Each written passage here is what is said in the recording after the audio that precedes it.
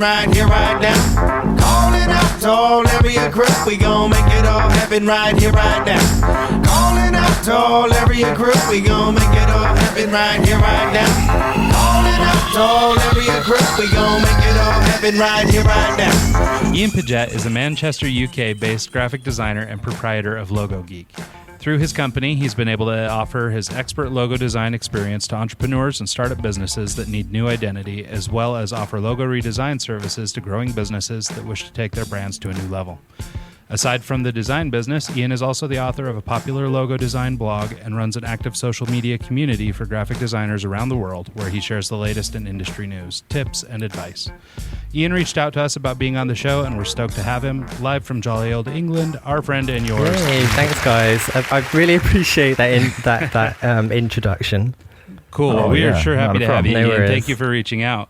So first thing first, though, I got to ask you, how did you even find out about us to reach out? I think it was the guy that I spoke to at Creative Self. I think his name is Jason. Yeah, Jason. I had a chat with him, and I've added him as a friend on Facebook, and he was a guest on your podcast recently. Right. So one of my goals this year is to try and be on more podcasts, just to grow confidence mainly. So I saw that on his feed and thought, I'll get in touch with those guys. I think my story might be interesting of interest to your audience. Yeah. Oh my God, that's like a real life example of social media work. Well, yeah, absolutely. Just all the way around the world from one podcast interview. Yeah, very That's pretty cool. So before we get into talking about your present, let's talk a little bit about your past. Can you tell us where you're from and how we got here? Okay, so I originally grew up in a small village called Siddington, and I've got a pretty big family. So in terms of my family, I'm the youngest of 10 in total.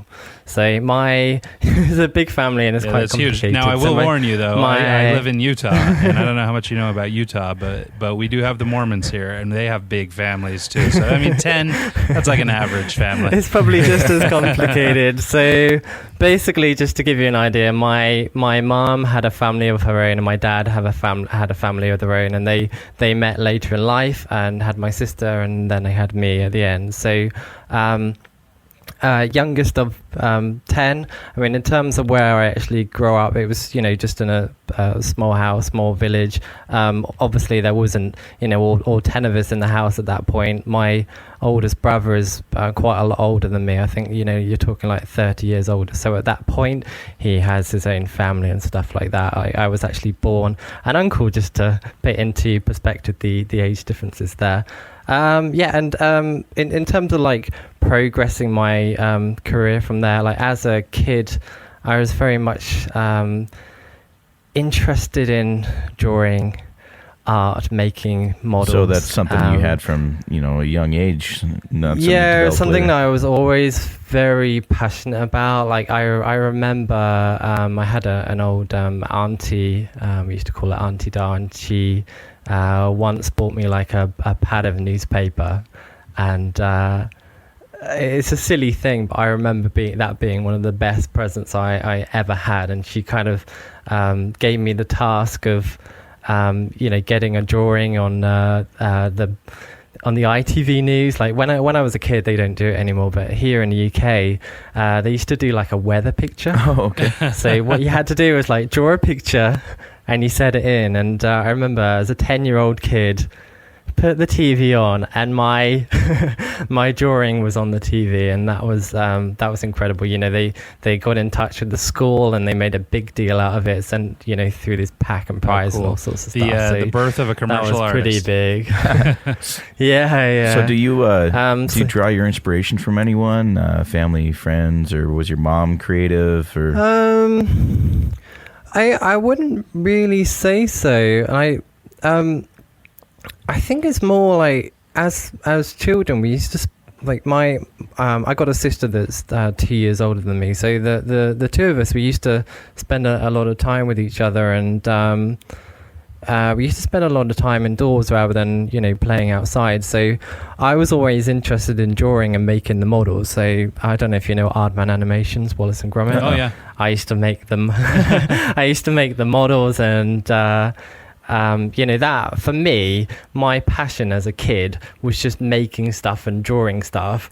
I wasn't really interested in anything else. So, at school, the thing that I always excelled at and won prizes in, and, kind of had, when people said, yeah, you've done a good job on that, it was always my drawing, always my art. And that continued as I grew up. Like I remember I took a maths A level, and that's probably about age 16 or 17. I remember my teacher saying, the actual maths isn't very good, but how you presented it is really nice. So I mean that's always kind of been my my thing growing up. So it was kind of inevitable that when I did get to a point where I could actually start looking for work, that I would look for something creative. So did you go to school for design, or did you just kind of... I didn't. Basically, I'm not sure if you guys are familiar with how the school system works here, but there's like a compulsory school that you go to up to the age of 16, which is GCSEs at that point. And then you can go on to further education, like we call it college here. So college is from like 16 till 18, and then after 18 you would go to university. So I went to college, which is free in the UK, but once you get to 18, any further education is actually paid. So I focus mainly on art, which, like I said, I didn't have any particular career goal as such at that point. I was just more interested in doing the art, to be honest. So in terms of further education, I was encouraged to take it further, and at that point, you're talking like 17, 18, I did go with the college to different universities, and I do remember going to this one place where they were working on cars, like concept cars, and we had a look around, and they're actually like drawing the cars and sculpting them, doing small models. That was incredible. And if I could have done anything at that point, that was the first time that I'd actually get really excited about something, because like I said, growing up, I was really into the model making, drawing and stuff like that. So for me at that time, that really excited me. So but your first job was at Vigon, and you did technical product illustrations and print literature. Did that kind of spawn from that? Did you go after that because of that experience? Not necessarily. Basically, like in terms of what I was saying, like I was interested in going to university, but one of the problems I had, I mentioned I was from quite a big family. My parents were quite an older generation. Like I think my dad, when he actually had me, I think he was 56 when he actually had me. He was quite a lot older. So he grew up as a farmer, and he seen his other children grow up, and none of them went to university. So when I mentioned the idea of this, he did specifically tell me, you're not going to university. And we grew up on a council estate. My parents didn't work, so university has a cost to it. It was quite expensive here, so that I never saw that as an option. I mean, there was possibly ways of actually financing it, but it was never anything that I looked at. So from that point, I did continue to basically look for a job, and the first job that I did find was as a print finisher. So it was actually an exhibition company, and my job there was as a trainee print finisher. So the way it worked in that place, tiny company. There was like 4 people that worked there, and there was 2 people that worked on the computers and the printers, and then there was 2 guys who, including myself, who was actually taking that printed those printed rolls of paper, then encapsulating them and turning it into these pop-up exhibition stands. I'm not sure if you're familiar with those, where you get the framework, you pop it up, and then you hang it up. So that's what I did at first. But 2 reasons why I left that job quite early on. Like, I was probably only there for maybe 3 months. Number one, it was very... There was a lot that you needed to do, and sometimes you had to do things very quickly. So there was this one time where we had a lot of posters that needed to be made up, and we're all frantically cutting them, and we're using incredibly sharp scalpels and rulers, and we just needed to get, like, literally slide it open, ruler, slide down, slide it over, ruler, and you're just doing this continuously, getting through these 100 posters. I just happened to be hanging my finger over the edge of the ruler. And extra sharp scalpel blade straight. I took the end of my finger off, just straight off. I didn't feel it, so that was number one, and I think I was having a bad time then, because I used to ride a moped. I was that 16-year-old kid when I was 16. First kid in school that had a moped. So I used to ride that to work and back as well. So this place was only about 12 miles, but on a moped at 30 miles per hour, it's not fast enough. And yeah, I came home one day and on a roundabout, late in the evening, quite busy, had a car pull out straight in front of me. So hit the side of that, bike went flying. It was a write-off at that point, and the combination of cutting my finger and then that happening, I'm like, I can't get to work. This isn't right. I'm not enjoying this job. So yeah, I needed to find something else. So from there, you went to Advances and did web design, correct? This is how I actually got into Vigon. Okay. So the print finishing company was it was a company called Baccarat at that point. So that's how I got into Vigon. So at Vigon, I had a good friend that worked there, and he worked in a warehouse. He was kind of like my best mate at that time, and I needed any job, and this place was like 5 minutes walk down the road.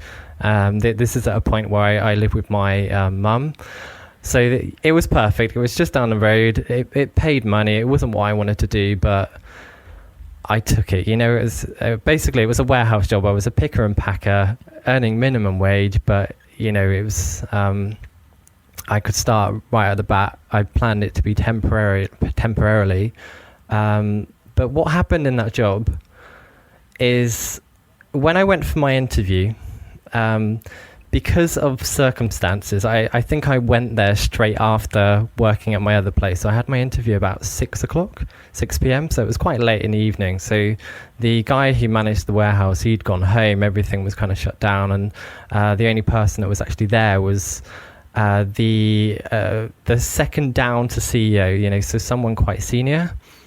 And even though I was kind of quite shy and quiet at that point, for whatever reason on that day, I seemed to have this spark of confidence somehow.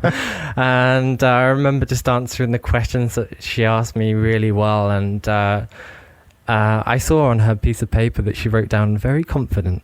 I didn't think I was, but she wrote that down. And I mentioned to her, I've always been interested in art, and at some point in my life I'd like to do something quite creative, and I'm not sure what that would be, but my goal, I said something like, my goal with this job is to grow confidence, and I'm hoping that I can build that in a warehouse team. I was basically just making stuff up because I didn't really want the job. I didn't really want the job. I was I'll be honest, I was a little bit snobby at that point. I thought that a warehouse job wouldn't be a very good job, and I thought I was above it, but Yeah, so it turns out that job was actually quite fun and I enjoyed it.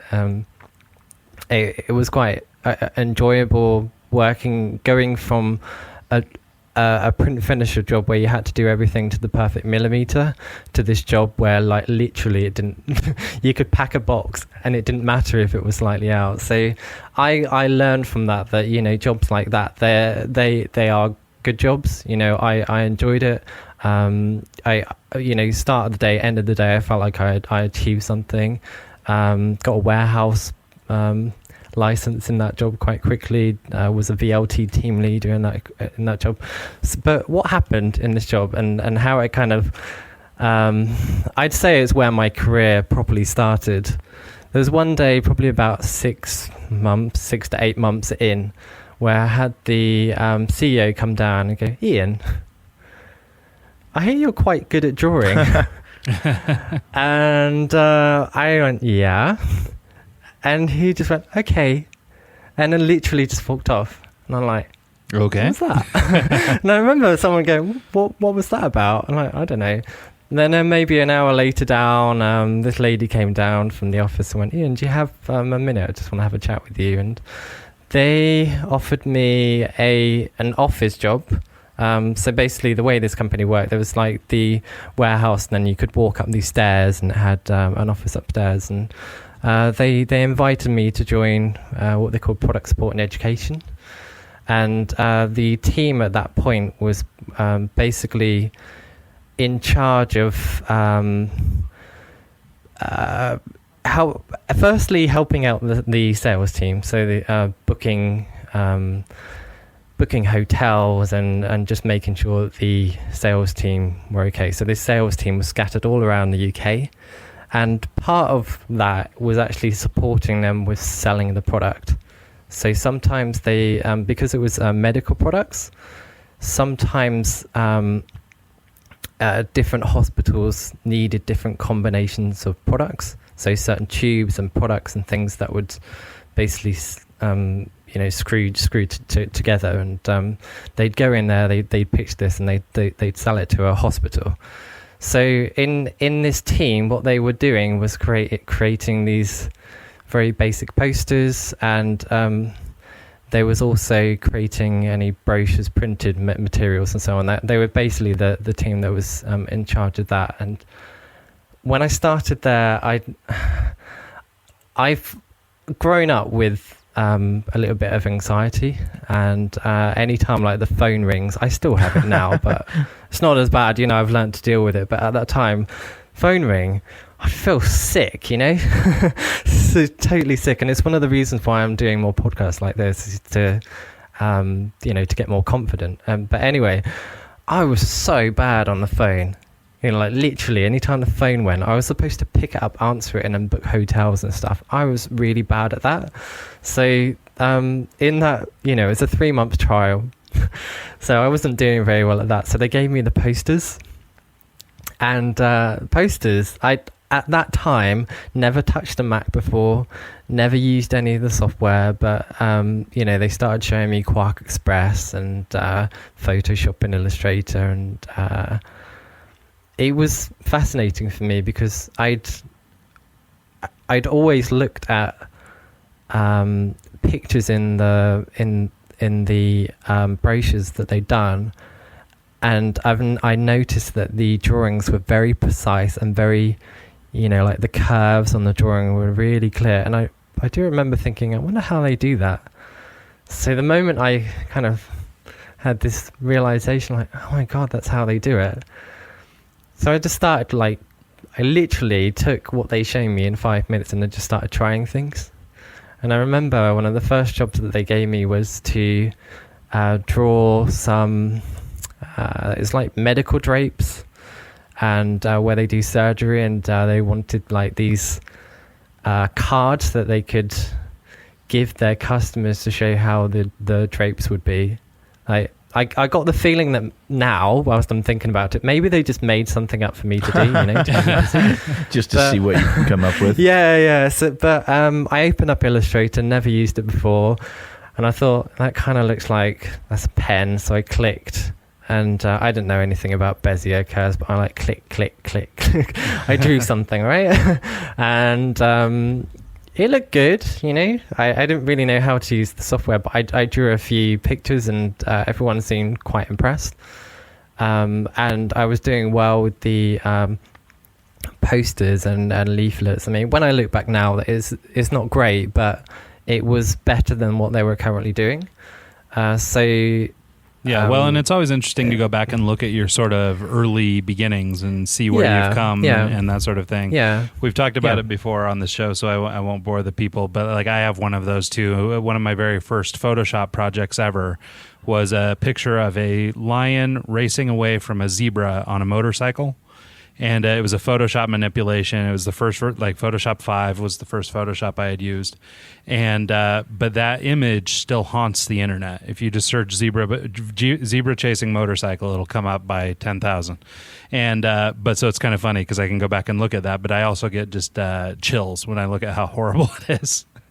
So it's funny though, because it's kind of like your entry into it, and it was that, you know, the moment I kind of found this thing, I was hungry to learn more, and I was just finding these tutorials online, you know, what was there at that time. I mean, obviously there's loads now, but at that time there wasn't much. But I watched videos. I'd sit at home just trying stuff. I'd go in and then, you know, put something together, and I was just sucking in like all the information that I could possibly learn. And yeah, in that job, it kind of started there. And then I worked on a proper printed piece that was print ready. I had some support from a local print company. Like because they could see that I had an interest in this and could potentially save them some money, they kind of invested in me, and I was able to learn from the local print company. And I was with that company for 5 years, you know, which was a long time. And when I first started in that team, it was mostly admin. When I finished with that team, there was 3 of us working on all of the brochures. Oh, cool. All of the printed material was doing all the photography. We learned so much. When I first started, they were outsourcing a lot of the stuff. Sure. So they was mocking stuff up, sending it off to a freelancer. Once I think they realized that they could do it in-house, train someone up, do it in-house at a cheaper cost. Yeah, sure. It was good for them. Generally speaking, you know, the price of doing it in-house may be cheaper than outsourcing. Yeah. And I was on minimum wage as well. You know, they took this guy from the warehouse basically on minimum wage, and just to put it into perspective, I think it was on like £8,000. It was nothing. It's like we're talking like how long ago? Over 10 years ago. And that was minimum wage. And if they was outsourcing it to this guy, I can imagine it was £1,000 a project. You know, so it would have saved them a lot of money. But I feel like at the end of that job, we made everything consistent. I was doing all the illustrations, I was doing all the photography. I feel like the standard of the work at the end of that 5 years I did was to a very high standard, and it allowed me to build up a portfolio. And and it sounds like an opportunity where you really had the time to grow, you know, come in, learn at the beginning, but you were sort of, I guess you had the stability of a paycheck to learn. You know, a lot of people maybe don't get that luxury as they're trying to become a designer. And having that's, you know, something really great. Yeah. So from there, you moved on to bigger and better things. You moved into Advances, where you became the lead designer. But I want to circle back and ask you one question. Now that you've got a number of years under your belt, I'm just curious your stance on formal education for designers. I I come from a similar background as you. I mean, I don't have the massive family, but I don't have the university experience. And but the experience you're describing is very similar to mine. I came up through book publishing, and I was hired as a receptionist, and I worked my way up through doing whatever. And I had opportunities to build mail order businesses and build websites and stuff because somebody believed in me, sort of much like your story. So, but because I don't have that formal education, I have seen people that sort of come down on either side of the fence. You know, the the people who just went to school and maybe they didn't have something born in terms of talent or whatever, but they've gone to school and they've learned it, versus, you know, those who just go out and struggle and learn it on their own, which is basically the school of thought that you and I come from.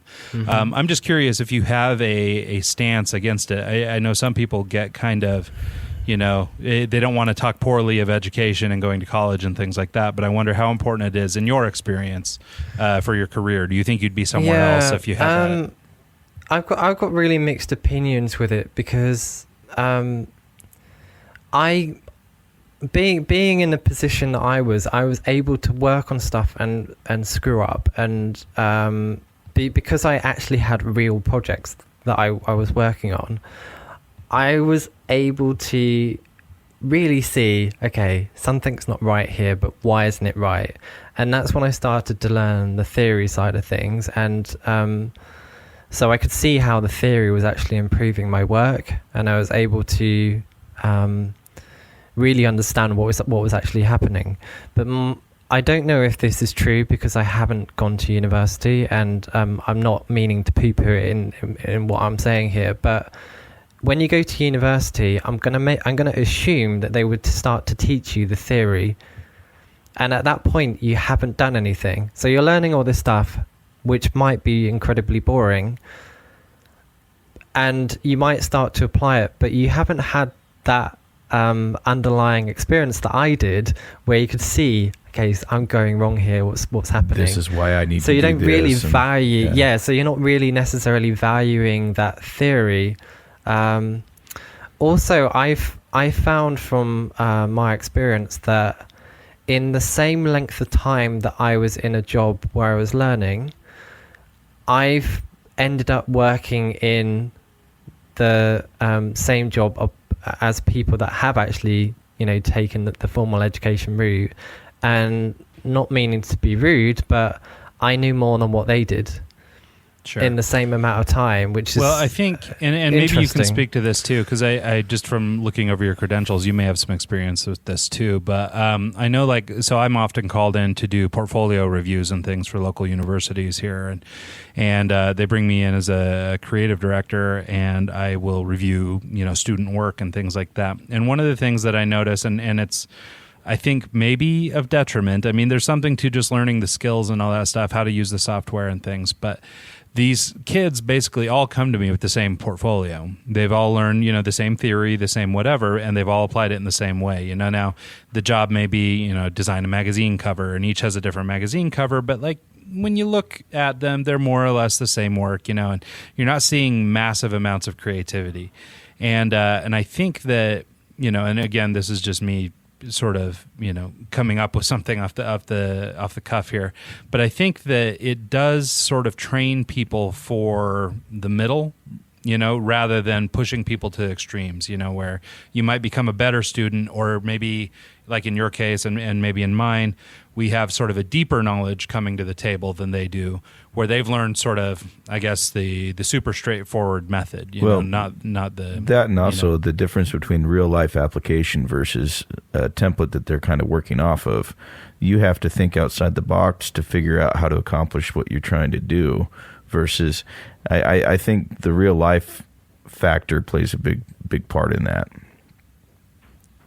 Yeah. So anyway, yeah. So not to put you on the spot, but I just was curious what your thoughts were on that. Just, I know sometimes in this industry, like I work in advertising, and you know, there are sometimes those who will sort of put down those who didn't go the traditional route, and but almost everybody I know who didn't seem to be the stronger designers, those with deeper knowledge and things like that. So it's interesting, because when it actually comes down to looking for jobs, there are a lot of companies that do specifically look for qualifications. So there have been times in my life where, you know, I've been applying for jobs and stuff like that, and I have felt maybe they're not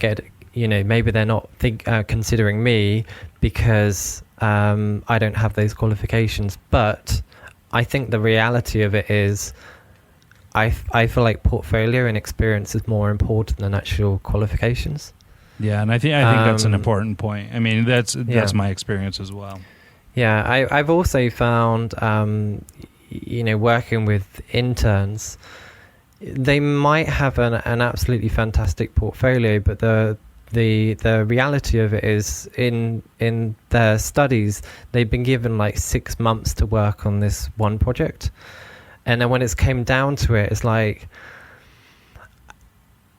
it's been hard for them to actually transition from doing that thing in 6 months to doing that thing in one day. Yeah, sure. Well, and to Mike's point, this idea of real life experience versus what you learn in a classroom, I think are dramatically different. Yeah, and everyone I've worked with, they've always said, I've learned more in 2 weeks in this job working with you than I have in 2 years. So, say what you want from that. Yeah. All right. Well, coming back off that little tangent, let's start talking about Logo Geek. How did you make the decision to go into business for yourself? When did you decide it was time to come out that way? This is probably another fairly long story. So I've been working for a web agency for the last 10 years, and I've always liked to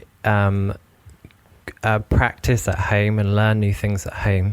So I've done, like, over the 10 years of working for different companies, I've worked on things that have kind of interested me. So that could be like CD covers when I first started, to working on movie posters, to working on computer games, for example. So there was one really big kind of side project that I worked on that was actually an iPhone game, and that was a very long-term project, but it got me into the habit of working a lot in my evenings and weekends on something. And even though that was a long-term project, and by the end of the 4 years that I worked on it, I was pretty exhausted.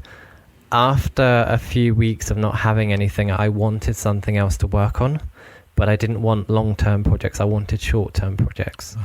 So that's when kind of logos came up, because I've enjoyed working on logos when I've had the opportunity, but I at that time within my job, even though I sometimes worked on them, it was like once a month or once every 2 months. It was very infrequent. So I wanted to learn more at home. So I thought, I'm going to start with that. And it was always just intended just to be a hobby, just to learn and improve it. I never, ever at any point planned for it to actually be a business. So how it kind of started as I initially needed a URL. At that time, I knew a little bit about SEO, and I wanted a name that had a logo in it in some way. And at that time, there was only the .co.uk's or .com that was an option. So I listed down all the possible options, tried everything.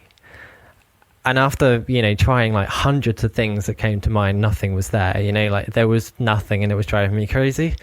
And I think I down on my list, I had Logo Geek, and I thought that's not going to be there, but I typed it in, and you know what? .co.uk was there. And even though for what I wanted to do, I wasn't 100% sure of the actual Logo Geek name, and wasn't sure of it for a number of years, but it felt like a good name. And I've always been interested in Comic-Con and stuff like that. So I thought maybe Logo Geek could work, and I could go and sell logos at like Comic-Con and just do like hobby projects. Because I've always been interested in comic books and movies and stuff like that, and I thought that could be a nice thing to do with that. But anyway, anytime I worked on a logo, I kind of posted it on this website, added a little bit of content. I never actually expected anyone to ever go to that website. But after just working on it for a few months and just adding on projects and, blogging and stuff like that, I eventually had customers. The very first were just friends and family, but there became a point where someone got in touch that wasn't someone I knew. And that was a fairly big deal, because at that time, I was just doing stuff with friends for like small amounts of money. I mean, you're talking for a logo project like £50, £100. Now I'm doing them for like a couple of grand, but actually getting a real customer, that was surprising. I never expected that, and I like I said, I never actually planned to take anything freelance, but I slowly started to build my own business. I liked that I had this full-time income coming in, and then when I wanted to do a project, if I wanted a little bit more money, I could take on a project, so if I wanted to book a holiday, sort of gives you that's how I was making that money for it. It sort of gives you a little extra freedom, even though it's more work. I mean, it gives you more opportunity to control your income and your time and everything else. It's kind of cool. I wanted to ask you too, as you mentioned, at Logo Geek, you specialize in logos. You're hyper-focused on that singular service. I wanted to ask you, there are some different schools of thought on this too, sort of the jack-of-all-trades model, which would be more like an ad agency or a full-service shop, versus sort of the master of one. So in your case, as a designer and sort of based on your experience, you could certainly offer more services than just logos. So, but I wondered if maybe you could speak to the sort of the decision of staying focused like that, because I think there's a sort of a teachable something there, focusing versus delusion. Yeah. Okay. So what I learned from experience was that having one product, I mean, the reason why I was working on one product was because it was in my free time. But what I found is that you can create template emails, template quotes, template process. You can also hyper specialize in marketing.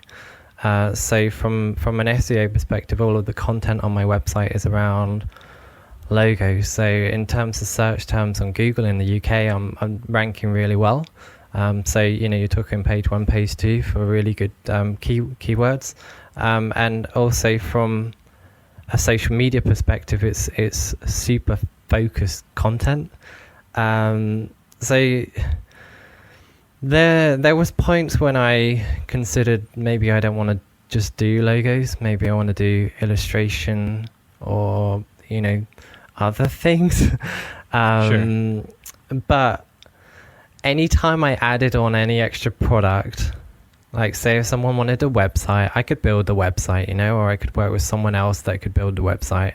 But every single time, when it came to a logo, I just had all this stuff, and like a sales inquiry would come in, and I could just bash them out. It's really easy. But when it came to anything else, I really had to go into detail. I had to learn more about it. I had to create a new quote, had to kind of create a new process. It was effort, and it took time, and it just wasn't worth it for me, because a logo project, doing it just on the side, like now, just so that you understand, it's actually part-time. Like that job, I'm transitioning to working on Logo Geek more full-time eventually. Mm-hmm. But it was so much easier to make the same amount of money just focus on one thing versus trying to add on these other things, Well, and it's interesting. It's actually like surprisingly is maybe not the right word, but I mean, it's actually a very good idea to this idea of specializing in this one service. Like you mentioned some of the benefits, in terms of social media and things like that. But you're also lucky because like every designer I know, logos are all they want to do anyway. Yeah. And so you also pick the one product that they all want to do. And so, I mean, that's, in terms of sort of scratching a creative itch or doing something, with your own creativity, logos are a great product. And then I can tell, through some of the other support things that you're doing, the podcasting and the social media, which we'll get to in a minute, it's clear that it's sort of a passion, as much as it is also a strategy. Yeah, absolutely. And I think that's beneficial for me because it's allowing me to stand out from the competition. There's all these agencies out there doing similar things. There's freelancers doing similar things, but a lot of the freelancers do everything. I'm one of the only people in the entire world, I might be wrong, but one of the only people in the entire world that's easy to be found, that's really passionate about logos. So I've got my social media, I've got the Facebook community, I've got the podcast now. You know what? With podcasts, search logo on podcasts, there's like none. There are none. I like literally, how long's the podcasting platform been out there?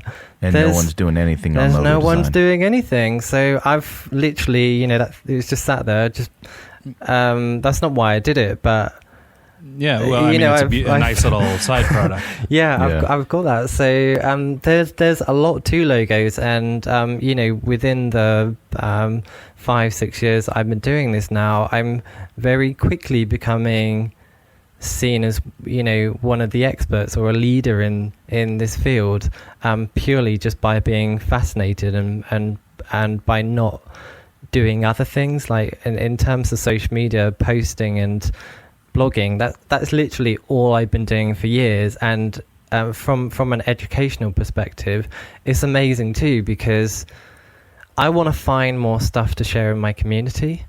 So when I buy a book, what topic of book am I going to buy?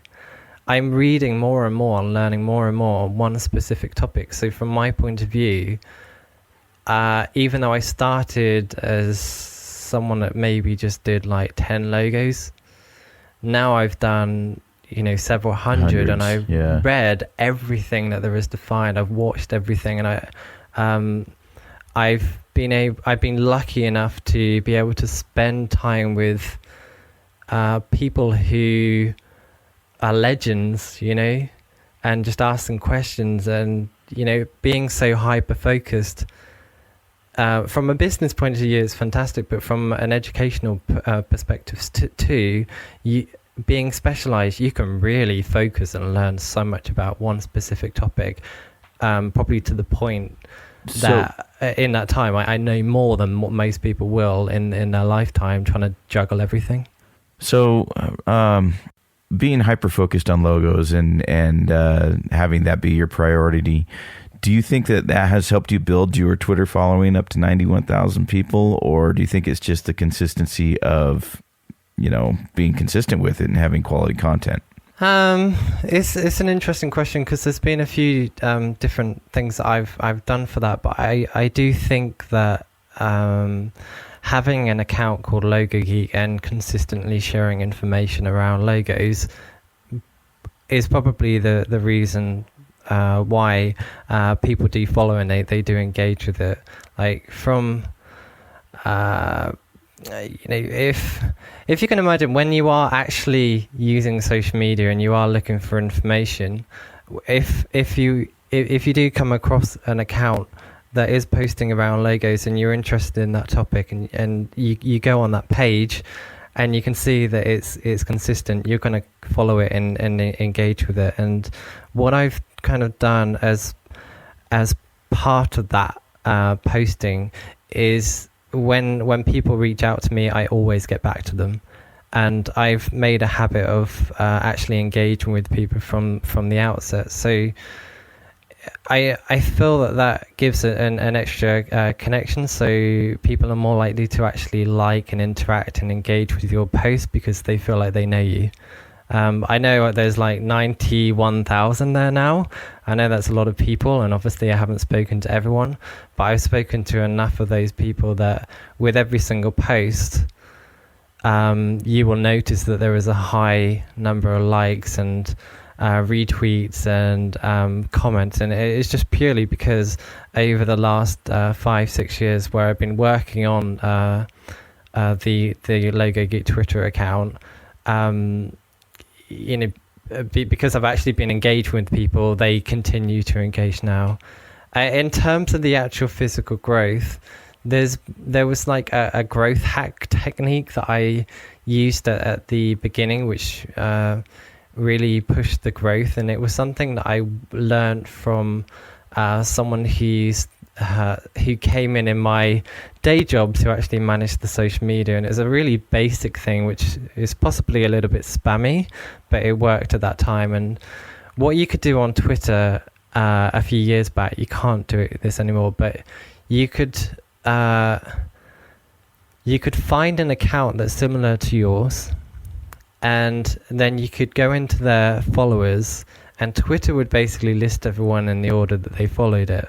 So what I was doing at that point every single day was a number of things. So first of all, I was using a tool called Buffer to queue up tweets. So I was fitting this in around my job and my life. So on the train to work, I would post 2 things, and that would queue to post in the morning and in the evening. So using Buffer just ensured that I post consistently. My page looked good. You could see it was about logos. So if you did actually land on the page, if you was interested in logos, you would follow that. So every single morning, I would find an account that was similar to mine that had a large audience. I would go in on their page, go into their followers, and go follow. And I would basically mass follow people. And I was finding that like 50% of those people followed back. This is quite a spammy technique, and it's not something that I do now. But at that time, Twitter allowed it. Now they changed it. So if you actually go on someone's followers now, it doesn't work in the same way. Like it seems to list. Yeah, I have vague memories. There used to be just like a follow button. Yeah. Just follow everybody. Now it lists people like in the order of importance, I think. So that it doesn't work anymore because you don't know when those people have posted. They're probably not going to follow back. But the advantage that you had of how they did it previously is that if you go on a big account and you go onto the same one every day and follow those followers, you know that they were online in the last like 24 hours and they were quite likely to follow back. So that was kind of like growth hack technique number 1, which worked then. It doesn't work now. Another one and I think one thing that might make you a strong Twitter account now, though, is that little bit of truth in advertising, right? I mean, people are getting what they're expecting when they follow. Yeah, absolutely. And again, it goes back to your narrow focus. Because you're so focused on logos. When people are interested in logos, they know they can follow you and they'll safely get. Yeah, and also now I no longer use Buffer. I no longer actually automate anything. So I got so used to using Twitter on a daily basis now that the news that I find is very reactive. So I try to be the first to jump onto stories. So I've got like alerts set up and stuff like that, and I'm always like searching, or I've got the community now. So a lot of the information I find it really quickly, and I post it on my feed. So in terms of other people doing this, I've got one of the biggest accounts or the biggest account out there that's actually taken this route, just being very reactive news on the topic of logos. And sure, I think people find me through natural search on there now, and people have wrote about me. I get invited to different things. So even though it's quite growth hacky at the beginning, by continuously posting every day and becoming like the trusted source and being consistent, it's growing naturally as well. So cool. Well, so more than just social media in that sense, I know that you also run a really active community on Facebook that if people are interested in, they can join through your website at logogeek.uk. Let's talk for a minute about the importance of just community in general, and then get into what you've built and maybe how that's influenced your life, for the good and the bad, maybe both personally and professionally. Okay, so one of the reasons why I created the community is because I've always referenced my Twitter as a community, but it's not. It's a one-way conversation, It's like it's me and then this audience. Sure. It was about 8 months ago. I started to look at what I wanted to do with my business long term, and a lot of my plans all kind of came back to having an audience, having a community. And on Facebook, I've always been quite an active Facebook user, and I've always used it as a way to kind of keep up with friends and family. I don't text anymore. I just send Facebook messages. Last year I started to notice that groups were becoming bigger and more of a thing, and I signed up to a few and started to become more active in them. So kind of in combination with what I was doing with my podcast and plans for other things, I thought, okay, I'm going to create a Facebook group as well. I didn't have the intent for it to become like as big as what it did. I thought it would take, so for example, I want to create a training course at some point, and I want to write a book, and there's all these things, and in order for those things to be successful, you need an audience. So I like to play the long game. So I thought, okay, I'm going to start this now and slowly build it. And I was thinking by the end of the year, there would hopefully be a couple of hundred people in there, and we'll see how it goes. I didn't actually think it was going to be a major thing, but I've always called the Twitter feed a community. So I was keen to actually build a true community where people can actually have conversations. But what? And you actually, for people to sign up, don't you have like a sign up process where you ask them a few questions just to verify that they're legit and they're not just spam? Yeah. So one of the problems that I've learned through building groups is they are very, very, very prone to spam. And if you look at every single group online around logos, it's people posting Behance links, Dribble links, with no explanation. It's just like link dropping. You've got people asking for work, for like people needing logos for like $5, and you get all these people flock on there. It's, I don't know. I hate them. So I wanted to create something different. So when I first created the group, I mentioned that I built the group on Twitter, and I had a lot of people just jump straight in. It was crazy. Like, I don't know how many. It was like 100 people that jumped in, and everyone started talking. So literally from the moment I kind of started telling people about it, it became quite active immediately. But I also noticed I had no control over the conversation. Sometimes it was Steros. Sometimes you get spam being posted in there. So I'm like, what the hell? How do I manage this? This is taking over my life. In order to, I was finding that in order to make the group good, you have to kind of moderate it. And if you moderate it the way I was doing it originally, you can't sleep or do anything. It's like constant conversation, and in order to stomp out, to kind of stop certain conversations, you have to be there and watch it. So what I kind of put in place was, first of all, it was a closed group. So in order to actually access the group, you have to basically sign up to it. But as part of the onboarding process, I've actually got a couple of questions. So the question is just to introduce yourself and to provide a link to your portfolio. All the bulk of the spammers don't actually answer the question. In fact, probably 50% of the people that actually ask to enter into the group don't answer the questions.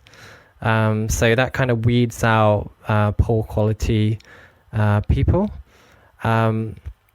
And also the actual posts, almost every group online, you can post in there automatically, and it just shows. There's the option to actually accept posts.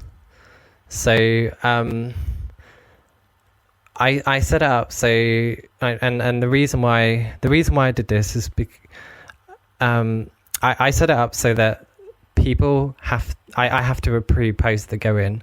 And the reason why I did that was because I was having hundreds of people that were trying to get into the group, and I was literally just going through them manually to check if people were good or not. And I was finding it very difficult to actually tell who was good or not. And that the number of people trying to get in was just going up and up and up, and it was sucking a lot of time. So I came up with some very basic metrics for letting people in. But it was also a risk. So I was basing it on what other groups they were in or their general interests. And I was just letting people in that I thought probably would be good that hadn't answered the question. But I was concerned that they might spam the group. So as a temporary solution, just to clear out that list, I planned for it just to be temporarily, I turned on the option to approve the posts. So that meant if I got any of those annoying Fiverr people that post links and just we'll do a vocal drop for $5. Links. yeah. If you get all this stuff, I can just get rid of that immediately, so people don't need to see it. But what I found was that by doing that, I could actually control the quality of the posts. So in every single logo group, you can basically just, post a link to your Behance page and go, what do you think? I don't like that. I don't think it's a good way of asking for feedback. I think in order to get good feedback, you need context. So from the beginning, within the first couple of weeks, I made it a rule that in order to get feedback on your work, you have to provide context. And that took a long time to kind of get into people's minds. So every time they posted, I would, and there was no context, I would let it in and then go, can you add context? If they hadn't done that in half an hour, I'd get rid of the post. I was being very strict on what people could post, and doing that, it created a culture. Like, I got to a point where members were actually doing that for me. Nice. They learned that. Yeah, they learned that in order to post in the group, you had to moderate and. You had to add context, and this started to bring in better quality people and started to generate more interesting conversations. There was that side of it. And another thing I found as well is that when you first create a group, there's other groups online, and obviously those people have a certain amount of time where they could be posting, and if they're familiar with another group, they're always going to post in that one. They're not going to post in yours. So to kind of get around that, I was finding ways of creating posts that would encourage engagement. So from my page that's connected to it, I would ask a question that I know would spark an interest. Say, share the best logo you've done this week, and people would see that in their Facebook feed, and you start to draw them in, and you start to get them in. So, just doing that on its own, that started just to get people from posting on those other pages to your group. Also with Facebook groups, you can actually give a shout out to new members. So for members that have joined in the last week, you can actually automatically create a post that lists all of their names, tags all of their names in that post, and you can ask them to introduce them. So I try to do this like once a month, just to encourage new members to introduce themselves. They feel special, they feel that they're part of something.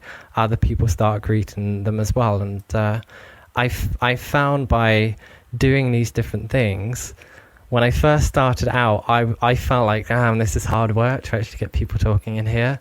Now, the amount of conversation and stuff that's happening in that group is unbelievable. And I've had people actually say this is their favorite group, including big names. Like, I've got big names in there now, which is crazy. I don't know if you guys know people like Jacob Cass, Von Glitchcar. Here I was Will Patterson. Yeah, of course. We got these fairly big names that I've got to know through my podcast who have come in. They post as well and have proper in-depth conversations. The amount of awesome stuff that you can learn from that group, even myself, is phenomenal. And I know it's a group that I created, but being interested in logos for quite a long time, I do think it's actually one of the best places to learn anything beyond any of the books out there, because it's very current, very real. It's real people commenting from real world experience, and it's hyper focused to your needs. Yeah. Speaking of books, on your website, you actually have a picture of you standing in front of a bookshelf, and there's a few good ones there, like the 4-Hour Workweek and Unlimited Power and all those other ones. Is there one that stands out more to you than others? One that actually just like really inspired you to do what you're doing? There's a book called The One Thing. It's a very short book, but basically the technique in there is to have a somewhere out there goal, and to take that somewhere out there goal, turn it into a 5-year goal, take that 5-year goal, turn that into yearly goals, take those yearly goals, turn them into monthly goals, and then keep going back to a day, and then to an hour, and then to a minute until now. And I've found that incredibly inspiring, because it means that you can just come up with these absolutely crazy, insane ideas that you never think will be possible. But they are, you can actually achieve this stuff. Like, it sounds crazy, but a few years ago I thought I want to be like someone like David Airey. He's really inspiring books. He's got this blog, he's got social media, he gets invited to these things. I see him in magazines and all sorts of stuff, and I was thinking, can you imagine how amazing it would be to be someone like that? And I started to just study what he was doing online, and people like Jacob Cass as well. And I reverse engineered what they'd done, and I started to try it for myself. And I started out as a kid working in a council house, and I've got to this point now where I'm a judge on juries, and I've been in magazines, and I'm interviewing some of the biggest names in the industry. I have people talking about me in the way that I was talking about people like David Airey. I never thought it would be possible, but just by making plans and taking it one step at a time, I'm actually getting there. And I never imagined that would be possible, and I've got opportunities coming my way that I thought were impossible, but actually they're not. It's amazing what you can do over a long term, and just spending a little bit of time daily on it, whether it's an hour or 30 minutes or whatever time you have available, you can get a lot done. Yeah, it's crazy. Yeah, I think that's really good advice for people, especially up and comers. I do want to go back and touch a little bit more on podcasting, since I know you have a show. And one of the things I was really excited to find when we were introduced to you, or when you introduced yourself to us, was, of course, I went to the website and I started looking at the podcasts that you had on there. And what I really like about your show is the types of subjects that you're covering, even though you're doing it from the perspective of somebody who's in the logo business. I think the questions you're asking and the type of information you're collecting from people are especially relevant for freelancers, students, people trying to start new businesses, things like that. I wondered a couple things, and then I have a little follow-up from one of your episodes. First of all, how do you choose guests? The first season, I planned to just one season. I only planned to do one season.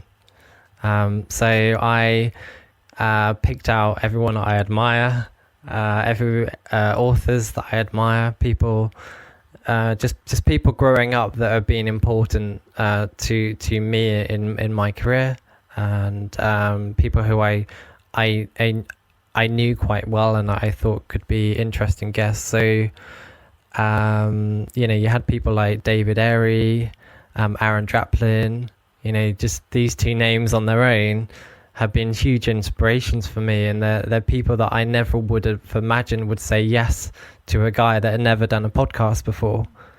Sure. And how was that? Like, I mean, do you get a lot of no's before you get every yes, or are people pretty receptive to you? It's interesting because someone like David Airey, I've been a fan of his for quite a long time, and over the years, like I remember after I first read his book, I think I sent him a really long email, and just to say that I'm a big fan, blah blah blah, and I've invited him to contribute to like blog posts and stuff like that. So I've got to know him on a really basic level. So we was actually, I think he started reading my blog, which I was really surprised about, and he's emailed me a couple of times. So we got to know each other a little bit. So when I asked him, he just said yes, and that felt quite easy. You know, it was kind of like asking a distant friend, "Oh, would you be interested in doing this?" And he was. Someone like Aaron Draplin, he's helped me out with blog posts again, but I didn't really know him well. But I just emailed him and he said, "Yeah, sure. Pick today." Went ahead. I've had a couple of no's, or they just don't get back to me. You know, like season two, I wrote down maybe 20, 30 people. And the people that I have on the show are the people that have said yes. The people that I don't on that list, I didn't even hear from them. You know, it's...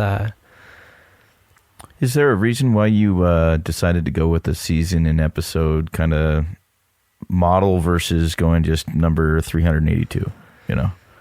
So I think I briefly mentioned this, but one of the main reasons why I wanted to do a podcast was to help with my confidence. And also, this is a big motivator as well. I was a co-host on another podcast from Milo called Side Gig. And after doing one season with them, I found out how much sponsorship money they got from it, and it was a few grand. And I was thinking, I wonder if I could get a sponsor too. And I reached out to FreshBooks, who had got in touch with me a couple of times, and they agreed to sponsor the season. So I had a sponsorship for 10 episodes. So cool. I never originally called it season 1. It was just going to be 10 episodes that were sponsored, speaking with people that I admire, you know. And I thought that would help bring in a little bit extra income. It would mean that I would, you know, do something that I wanted to do for a long time, and it would kind of be done at that. So I did 10 episodes, but I got a lot out of doing the podcast. You know, the first episode I recorded was with Aaron Draplin, and it all went horribly wrong. I was feeling really sick before I recorded anything. I don't know, it just felt like a car crash of an interview. And I know anyone that actually listens to the finished thing, they tell me, but it was a great interview. No, they don't hear the real thing. What I did with this. So I tried using Zencaster, which is the tool that we're actually using now. It wasn't working. So one, didn't work. He couldn't hear me. So we used Skype as a backup, which I wasn't prepped for. So he recorded his end, I recorded my end. The connection wasn't very good. It cut out a couple of times. But yeah. So I had about nearly 2 hours worth of audio from him. But my end, the quality was really bad, and how I was asking questions because I was nervous was just waffle, and I struggled to keep control of the conversation. It was just terrible. So what I actually did is I took the audio that he sent me, I cut it up, listened to it, sectioned out all the good bits, put it in an order that made sense, and then I recorded new bits, patched it up, made it sound like a conversation, and I published it. The actual conversation with him is incredibly edited, and it's not a real life conversation. But it was my way of putting something out there to the, you know, to the world that sounds good, you know. Well, you followed the same kind of speech, you know. You knew what you asked him, so you kind of based it off of that. So I wouldn't say that's that bad, just mainly because you didn't have good audio to work with, so you have to do something to get it out. So yeah, props on you for going that extra step. Yeah, but as I went, I actually got better. But yeah, in terms of going back to your question, season 1 and 2, it was just because I did 10 episodes, and I found after, you know, doing the 10, I got to speak for an hour, sometimes 2 hours, with people that I admired forever. Number 2, they generally became friends to some degree. People like, I don't know if you guys know Chris Do. Yeah, and actually, I've got a question. We were actually going to ask you about that one. Yeah. And so for people who don't know, Christo is I don't know what his actual title is, but he's at Blind in Santa Monica. And he's a really incredible guy. And I was listening to his podcast with Ian here. And one of the things that, I mean, it was one of the big subjects that you guys went over was bidding and pricing. And it's a little bit of a, business inside kind of stuff. And it's pretty focused to, people who might be working in a creative trade. But I still wanted to ask you, so in addition to what you've learned along the way, plus an amalgamation of things you may have learned from Chris, can you talk about the process of bidding work and the art of negotiation? And the only reason I ask is just I know that when you were a little more green, as I was, and new to this business, I know that pricing is a struggle. This is one of the most common questions I get as somebody who works in this field. And I've read books, I've read all this stuff, and the advice that Chris was giving, I felt was some of the best I'd heard. I was actually very pleasantly surprised by that, and that sort of motivated me to ask you, even though it's maybe a little bit off the pace of the interview here. Yeah, it's a tricky one because Chris is obviously far better at this than I am, and there's no way that I can actually say everything that he said. Sure, but, and of course, go back and listen to it. I think it's episode 1 of your podcast. Yeah. After interviewing him and David Airy, I actually made a few changes to how I do mine. So how I've always done mine, and I haven't changed it drastically since that conversation, but I'm quite lucky that my website's doing really well on Google, and I get a load of inbound inquiries come in. So people just find my website, they like my work, and they just get in touch and they're like, how much is a logo? When I first started out, like I mentioned earlier on, some of those prices were just, we're just talking like £100, which is not enough money. It's fine as a hobby, which it was at that time, but as an actual salary, it doesn't pay the bills. Realistically for a logo project, you need at least like 2-3 solid days to be working on this. So you need to be bringing in, £500, £1,000, $1,000 up basically, which is a lot of money. Sure. So at the time of speaking with Chris and David, both of them, we spoke about prices. I was always bidding the same price. I was always bidding, quoting like, £500-600. This year I've been experimenting, and I've actually been increasing those prices. And you know what? People still say yes. And I've learned it's a mindset thing. Like literally, if you think that your price is £10,000 versus £500, if you're quoting £10,000 and enough people ask you, eventually someone's going to say yes. I think another thing that I also learned from doing the podcast is with logos in particular, there are certain companies who want to spend a lot of money, and if the price is below a certain price, they're not even going to consider you because they're not going to take you seriously. So there are some companies out there who, if you quote like £800, they're not going to go with you just because you're too cheap. You have to charge them a couple of grand because that's how much they're expecting to pay, and that's how much they want. They value their identity. Well, and that's the thing is that's a really scary step for especially young designers and things to take is, because it requires a little bit of self-confidence and maybe even a little bloat. Because you have to sort of hype it up a little bit, because most designers I know are fairly humble folk, and they aren't going to think of themselves like, oh, I'm this amazing logo developer or whatever, and so to ask for a lot of money is a difficult thing, and a lot of people have a hard time with talking money in general. And so I would definitely encourage people to go and listen to this podcast. Chris had a really smart perspective on it. Yeah, I'm still struggling a little bit myself, but I think, that each time I do increase it, it feels more comfortable. Like now, on average, I'm getting between £800 and £1,000, which is probably like $1,000 to $1,500. Maybe 1,000 to 1,200, something. Yeah, something like that. And now I'm charging that. Those, the £400 or £500 projects that I used to do, it's not enough money. It's not worth it, and I just feel like that's too small projects. It's funny how your mindset changes on these things, and like you said, it's a confidence thing.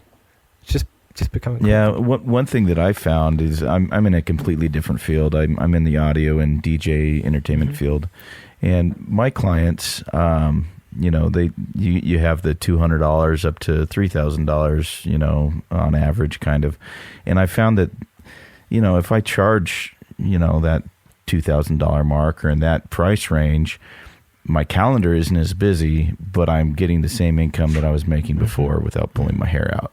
And it's just great for me just because I can do other things. I don't have to do 300 gigs a year to get by. Yeah. I think another thing that I've really learned from as well, building the community. I started doing that. Well, it started growing shortly after I pushed those podcasts out, and actually being in a community of other people and being able to talk about money. You see people's work that are charging like 1,000, 2,000, 10,000, and you look and think, that's not actually any better than what I'm doing. And it kind of, it makes you start questioning, like, I'm really not charging enough. You see people younger than you charging 3 times as much as you, and I, like, in some instances, like, I know more than them, and I know that I can talk with clients better than them. I've got more experience than them. So being in a community, it helps. Yeah, well, and to your point about, some clients just need to spend the money. You're not going to be a designer working for $25 an hour and working for Pepsi, for example, or some of these huge corporations. And it's a matter of perspective, right? They know that the $25 an hour guy is not as good as the $100 an hour guy. Now, maybe in reality they are, but it's, a car is a car, but you would rather have that Mercedes than that, I don't know, that Geo Metro. Yeah, it comes down to how much you value your identity in it. If you are a business who, sees importance in branding and identity, then you want someone good and you want to invest in it and you want to feel like you've got the best person. And the best person isn't going to be the cheapest person. The best person is going to be the most expensive person. I know there's no logic in that and it's not actually true in reality, but that's how people think about everything. If you want the best torch, you buy the most expensive one, right? Because that's going to be the best one. Yeah, obviously it couldn't be more money if it wasn't better somehow. Yeah. So if you're able to position yourself as an expert, which I'm trying to do, through speaking and stuff like that. If when people find you and they see that you're an expert and they see that you're passionate about it, and you give out those prices, they don't want anyone else. They want to work with you, so they're prepared to pay whatever it takes. And I've had a few clients that have actually said, this is slightly more than what I expected, but I really like your work and I really liked how, talking with you, and I'm going to look back and see if I can, if we can pull the money together. And people have actually paid twice as much or 3 times as much as what they originally planned to. Yeah, well, and I think that's important too. In terms of just global industry, setting the bar a little bit higher. It's difficult for people who make their money doing logos, especially, and there's a lot of theoretical conversation. This could go on for days and hours, but when you're competing with 99 Designs and different international groups and stuff, freelancers from, India or Pakistan, that will maybe do the job for less, not to speak to their quality. I'm sure there's plenty of great designers in all those places. But, if they, especially living in a place like the UK where, your costs are probably, likely even a little higher than they are here in the US, it's difficult to compete with them on price alone. And so what you bring to the table is knowledge, experience, expertise, other things like that. And that justifies the additional cost, because you're not going to win on price. Yeah. I think it comes down to trust and confidence. Like one thing that, going back to Christo, he always says, people buy the least risky option. So, if you can imagine, if you're someone like Coca-Cola and you want to rebrand, you're not going to go with someone cheap. You want to find someone that's going to be really good, because the bucket of money is essentially limitless. Because if a large organization like Coca-Cola gets the wrong identity, the volume of losses is going to be significantly more than anything that they're going to ever invest in a logo, which is why logo design in some cases is incredibly high, just because they pick the agency or the individual to do the job that they know for fact is not going to be any risk at all.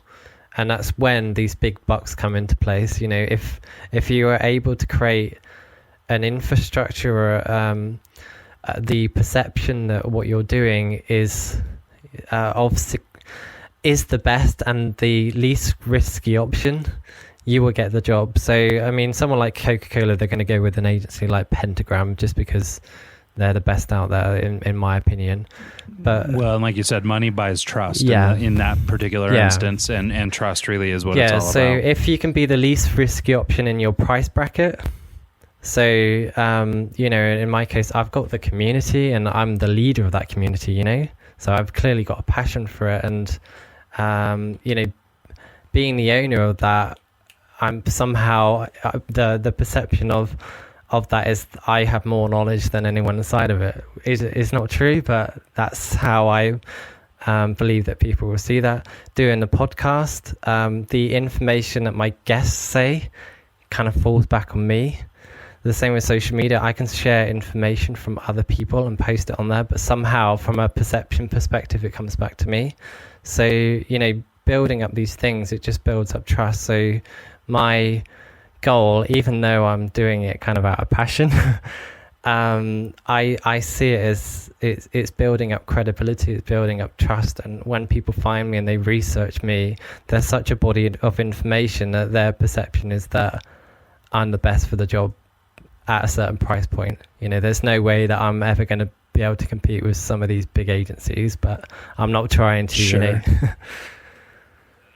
Well, yeah, and that's just the thing too, is also being comfortable in your own skin and knowing your niche. Yeah, exactly. So to change topics, just as a parting shot here, I saw something that you do on your website that I thought was pretty cool. Yeah, Ryan? I'm here. Hello? Yeah, that was weird. I could hear it sounded like a telephone, there. but I'm not sure what it was. Sorry, ask the question again. Yeah. Okay. I noticed on your website that you have a ebook, 50 logo design tips from the pros, and I like that you use it as a lead magnet. Can you kind of expound on that and just tell us how you use that in your generating emails? Okay, I've slightly changed how I'm using it, so I'll talk through the original plan. So I listen to a lot of podcasts, and I think it was the Sean Ware's podcast. I think that's what it's called. What it's called. But they always talk about when you have an audience on someone else's platform, you don't own it, and there's this risk that that platform could one day just vanish and everyone leaves. So something like Twitter, I've invested in a lot of time. It might just be 10 minutes here and 10 minutes there, but over the duration of the last 5 years, I built up an audience of like 91,000 people. The problem is Twitter, like any other platform, isn't going to exist at some point in the future, and I don't own that. So if the audience leave that platform, I have nothing. I've spent years of my time building up something. It just goes away overnight. I could want that happened to me with SoundCloud. I had a lot of followers on there, and that went away. So yeah. So what what you can do to overcome this is build up an email list, and the idea is that email is probably the one thing that's the least likely to go, because it is kind of like the post box of the internet. Essentially, everyone has an email address. Everyone uses it. Everyone uses it, and it's quite likely to be around for a long time. So, by building up an email list, you're essentially building your own platform. So, so the idea is to build your own platform, and the best way of doing that is to collect up email addresses.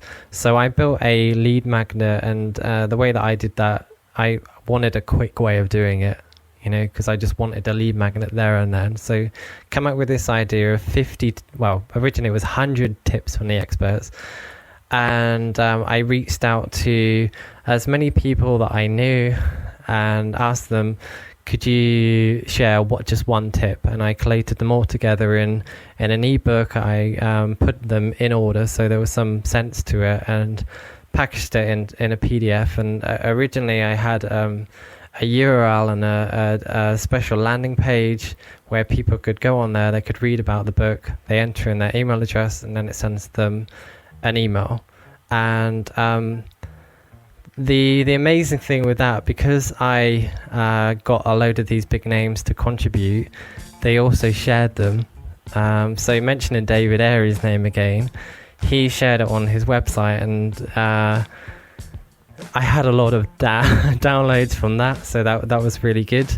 And yeah, that book was probably sat there for about a year, and it generated an email list of nearly 10,000. That's awesome. Which is that's really which cool. is amazing. But I don't do huge amounts of email marketing, and in order to actually set up the system, I was paying quite a lot of money each month, because the email numbers were just growing, and it was getting to a point where it was costing me maybe £600-700 a year, and nothing was actually coming from it. And when I do email marketing, I never feel like I actually get that much traction on it, and I think it's probably because the way that I'm actually approaching email marketing is just totally wrong. So for me, I don't feel like that's necessarily been the biggest success, but the concept of it is good, providing you do it in the right way. Like I've heard people tell me that leads can go cold, so if someone signs up for an email and then you email them 10 months later, they can't remember what that email is, or why they're on the list, and they just get why annoyed. They're on that list, they get annoyed. So that's the problem I'm experiencing. I screwed up, but the concept, I still think the concept is good. It's just, I think if you're going to build an email list, you need to do the whole thing. You have to do the monthly or the weekly emails. You have to give what people are expecting, and I feel like I didn't set that expectation, and I feel like I did that wrong. But I have an email list that's a high number, so when I go to sponsors, I can actually say I've got an email list of 10,000. But the reality, I've got the data, but I don't feel like it's been a success from my point of view. Huh. Well, that's super introspective and super interesting. Well, hey, this thing has gone on kind of long, so we'll let you go. Is there anything else you wanted to cover, or anything else you'd like to talk about before we get out of here, Ian? I don't think so. We've spoken about a lot of things, so I think there's a lot of great stuff here. I feel like we covered most of the bases. Yeah, so anyway, find out more about our guest, Ian Paget, on his website, logogeek.uk. You can also follow his Twitter and be one of 91,000 strong at @logo_geek. Also, with that, you can learn more about me, Ryan Rogar, at r2mg.com. You can learn more about me, DJ Ontic, at djontic.com. That's ONTIC. And the show is just eggscast.com. So with that, Ian, thanks again so much for your time, man. I know it's getting late over there. Yeah, you're welcome. No worries. It's been really good to speak to you guys. Thanks again for the opportunity. Yeah, it's been a pleasure. Yeah, absolutely. Stay in touch. Take care. And, everybody have a great week.